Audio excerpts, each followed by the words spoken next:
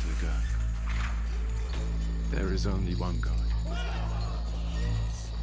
You know his name.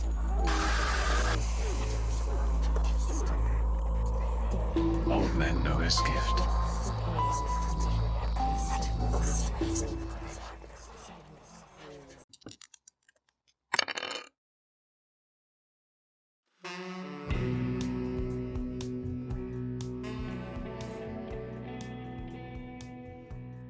Welcome back to today's build.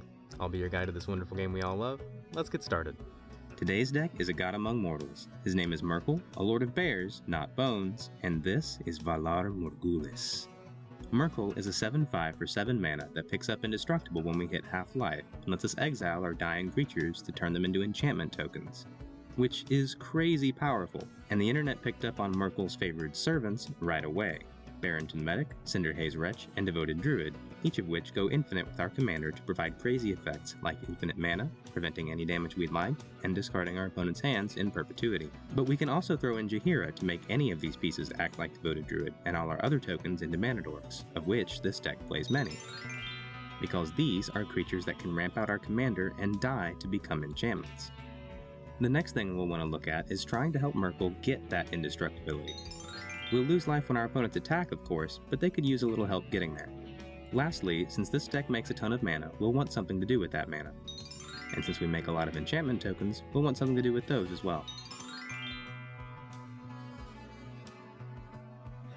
First up is Drivnod, Carnage Dominus. This card just doesn't work with our commander.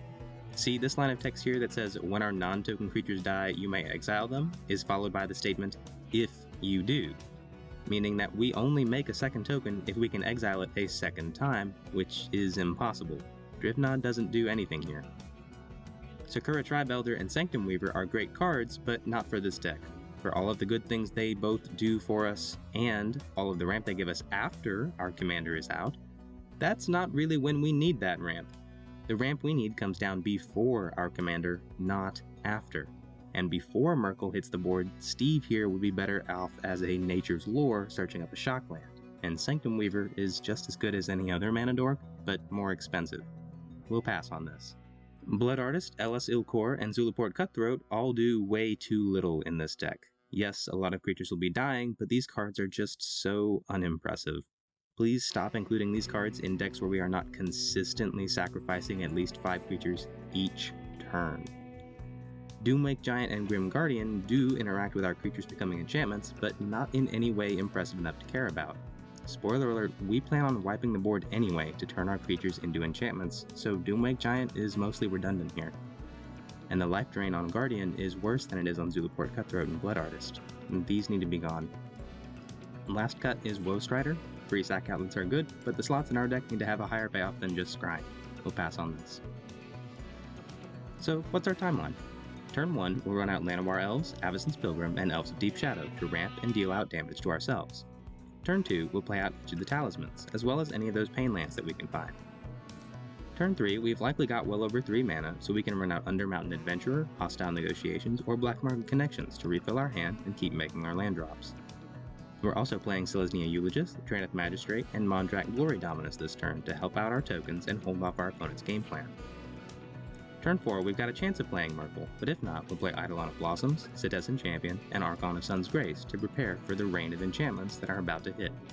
Because next, we're playing Merkle with a target of turn 5.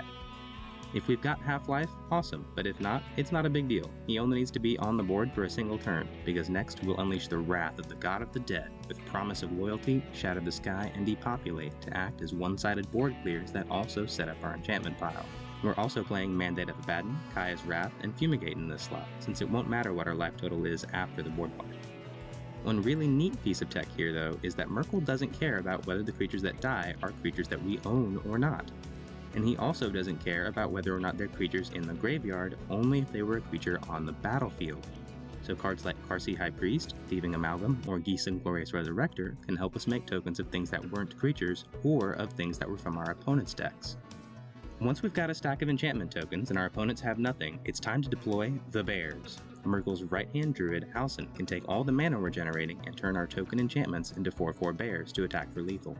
But that's not all, because we'll also bring our opponents within inches of our glorious Kingdom of Death by activating Shaman of Forgotten Ways, who can also help ramp out our commander. We can also swap our perilously low life total with our opponents to crack in for lethal with Reverse the Sands, though I'm not particularly high on it, and partial to the Shaman and Howson wins anyway. The deck is frankly unfair to play against. Since our scariest things become enchantments, which are difficult to remove, our opponents can be left feeling like there isn't an answer for what we're playing, and the consistency with which we find our critical pieces leaves us leagues ahead of anything they could pull off. Our biggest weakness, though, is just how top-heavy our commander is. Even with all our ramp, we'll never get to that 9 to 10 range needing to invest this much mana into our commander, but the weight of this deck's consistent dominance pulls us into an 8 for sure.